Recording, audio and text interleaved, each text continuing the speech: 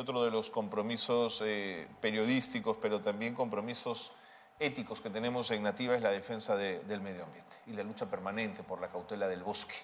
Hay que convencerse que un bosque en pie es mejor negocio que un bosque deforestado. Pero nuestro invitado nos va a ayudar a entender un poquito más esta importancia. Él es Henry Carhuatocto, presidente del Instituto de Defensa Legal del Ambiente y el Desarrollo Sostenible en el Perú. Lo hemos invitado porque, como ustedes sabrán, la semana pasada se iba a votar la reconsideración a una norma que de alguna manera abría la posibilidad para que más hectáreas de bosques pudiesen ser deforestadas. Finalmente no se votó. Henry Carhuatocto está con nosotros para contarnos un poco esta difícil coyuntura.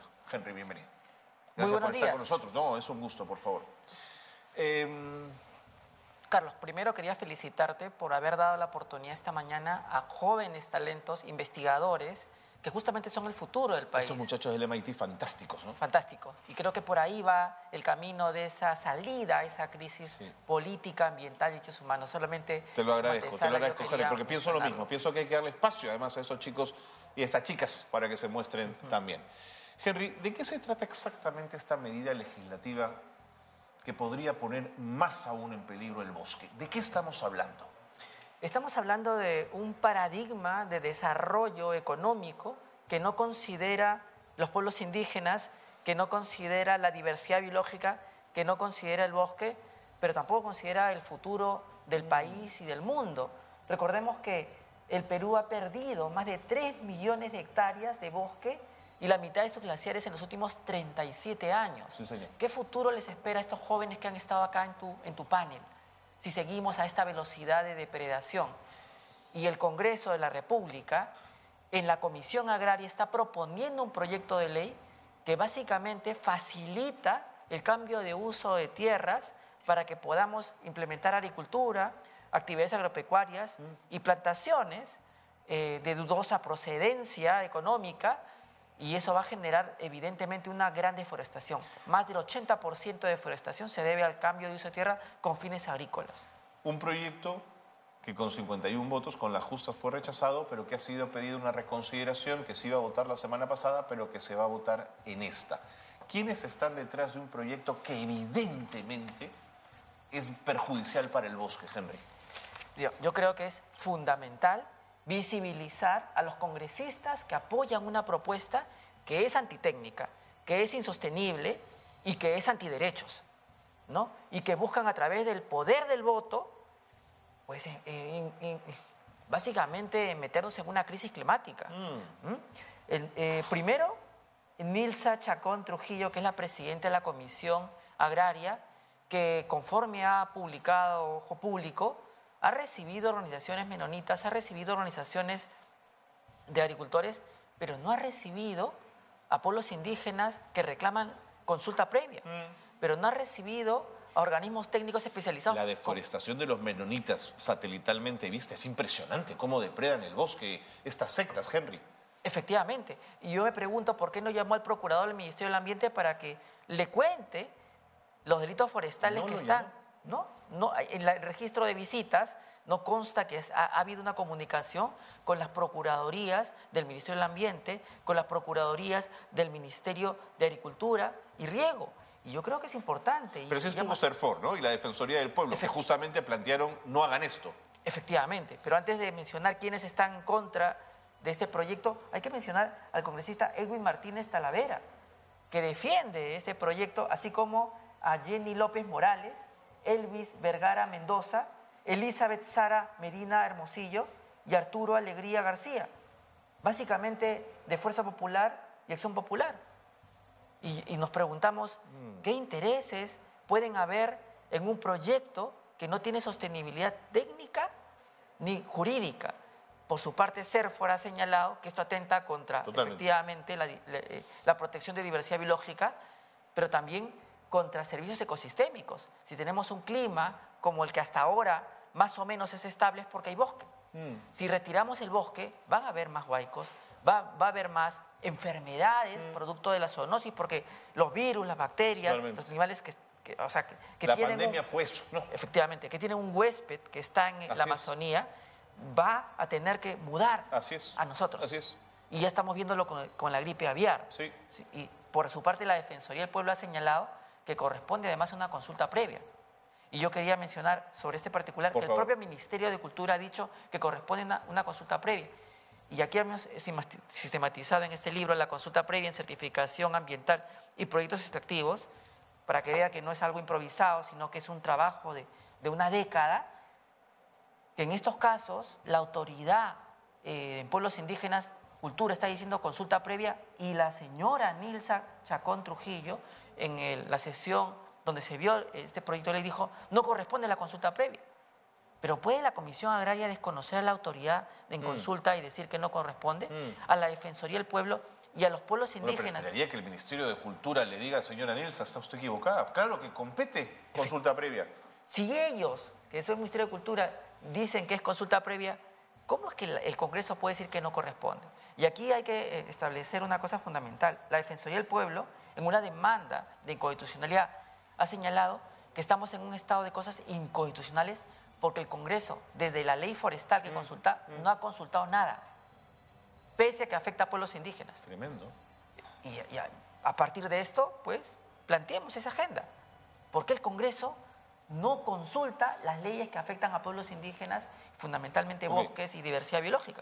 Henry, quiero ser siempre bien pensado, imaginando que no hay detrás de la decisión congresal o de la Comisión Agraria intereses particulares. Yo creo que sí los hay, pero intentaré pensar por un momento que no. ¿De acuerdo, Henry? De pronto lo que también está en disputa, y lo mencionaste al inicio de nuestra conversación, es el modelo de desarrollo. Hay quienes necesitan del modelo extractivista, capitalista, de consumo, aunque se tiren el bosque por delante y la posibilidad de la vida en el planeta, pero apuestan por él. Frente a todos los demás que decimos, oye, la vida humana y los derechos humanos están muy por encima, pero te acusan de terruco, de oponerte a las inversiones. ¿Cómo resolvemos ese dilema, Henry? Bueno, la ONU y la Comisión Interamericana de Derechos Humanos han establecido que hay un paradigma que se llama desarrollo sostenible, que es el equilibrio entre aspectos económicos, sociales y ambientales. Y entonces, ¿queremos desarrollo económico? Sí, pero con certificación ambiental, con zonificación forestal, con ordenamiento territorial, con zonificación económica correspondiente. Pero también queremos un futuro para estos jóvenes que han venido a Tuset. No queremos consumir todo el bosque, consumir todos los recursos y después mañana más tarde, ¿qué le espera a nuestros hijos, a nuestros nietos y a estos jóvenes que han venido que tienen un gran futuro? Si no cuidamos de la diversidad biológica y de los bosques. Eso es lo que tiene que comprenderse. No nos oponemos al progreso ni CERFOR, ni Ministerio del Ambiente, ni Ministerio de Cultura, el concepto es desarrollo ni Defensoría del Pueblo. Henry, yo quería mencionar algo más adicional. Por favor. Que esto me parece una intromisión abierta del Congreso al Poder Ejecutivo, muy similar a lo que ellos reclamaron cuando hubo una acción por el tema del Defensor del Pueblo. Sí. Bueno, esto es lo mismo, señores congresistas. Ustedes no pueden inmiscuirse en temas técnicos, climáticos, de pueblos indígenas y de bosques donde no son competentes. Henry, fíjate la paradoja, cuando se cogobierna Congreso con Ejecutivo, no tienes un Ministerio del Ambiente que les pare el macho y les diga, hasta aquí nomás, ¿no? Y nos enfrentamos y discutimos. Cuando se cogobiernan los poderes del Estado, como estamos viendo, no hay control. Y ese es el peligro de que esta insistencia provoque pues una crisis climática, una crisis en derechos de pueblos indígenas y entremos a otra nueva crisis, porque los pueblos indígenas, así como el baguazo, van a reclamar. Saben que este es el punto de inicio de quizás un no retorno de no respeto a sus derechos. AIDESEP ha protestado, Confederación Nacional Agraria ha protestado. De hecho, el último sábado Henry, no les interesa. Si disparan a población movilizada, ¿tú crees que les va a interesar lo que digan los pueblos originarios? Tiene razón, pero la sociedad civil, que somos nosotros aquí, sí nos interesa. Y yo creo que, sin duda, más allá de ese contexto represivo, siempre tenemos los medios de comunicación alternativos, independientes como el tuyo. Que están dando una buena pelea. Los diarios, yo debo de decir, La República es muy imparcial cuando ha tratado estos temas, y también las universidades, Católica, San Marcos, la UNI, la mayoría de universidades, estamos de acuerdo con que no se cambie el uso de un bosque sin un estudio técnico. ¿Podemos hacer cosas en el bosque? Sí, pero con un estudio técnico, con una zonificación, ¿no? Con consulta previa, con participación ciudadana, es que la norma con derechos. La norma introduce este concepto de áreas de exclusión para fines agropecuarios. Y eso es un número abierto, no dicen 1, 2, 5 hectáreas. Entra y cultiva en tierras que además no necesariamente son fértiles, Henry. Y lo peor de todo es que no ha habido un estudio para empadronar a estos supuestos afectados. Un estudio, un proyecto de ley de verdad, hace un costo-beneficio y determina quiénes son los afectados. Me gustaría que estos congresistas que tanto defienden este proyecto de ley nos digan cuáles son los empadronados, quiénes son los directamente afectados. No puedo hacer una norma que aplica a todo el Perú sin saber quiénes son los beneficiarios. De hecho, en el propio debate se señaló que la única región que tenía una zonificación era San Martín y sin embargo no estaba excluida. De hecho, la norma dice que si tienes procesos penales, administrativos, civiles, solamente van a ser posibles si es que es de tráfico de tierras, pero ese delito no existe.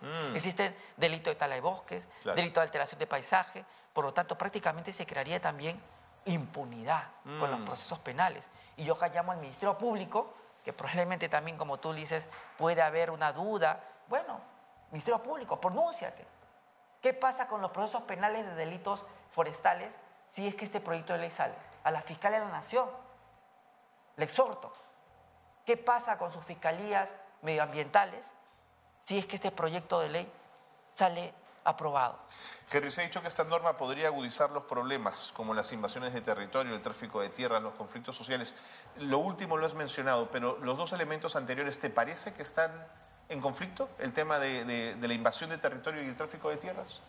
Claro que sí, porque al no tener claro una identificación, un diagnóstico, como decimos en la investigación, una línea de base de quiénes son los que han estado, digamos, hace 50 años en un terreno y quienes han recién llegado, pues esto genera el incentivo de que si yo ya estoy acá en el bosque, crece mi espacio.